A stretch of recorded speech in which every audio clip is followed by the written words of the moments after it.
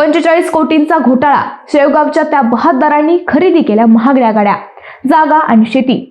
Share मार्केटच्या नावाखाली गुंतवणूकदारांची कोट्यावधींची फसवणूक करण्याचा प्रकार अहिल्यानगर जिल्ह्यातील शेवगावात समोर आलाय।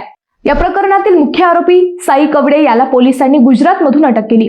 तसेच राजेश एकनाथ काळे, शरद अंकुश काळे, जालिंदर बाबासाहेब काळे तिघेही राहणार कुरुडगाव तालुका शेवगाव यांनाही अटक केली। पोलीस तपासात या चौघांकडून धक्कादायक माहिती समोर आली आहे। यातील जालिंदर काळे यांच्या नावावर साई कवडे याने नगरच्या शोरूम मधून 17 लाख रोख देऊन महागडी कार खरेदी केली होती।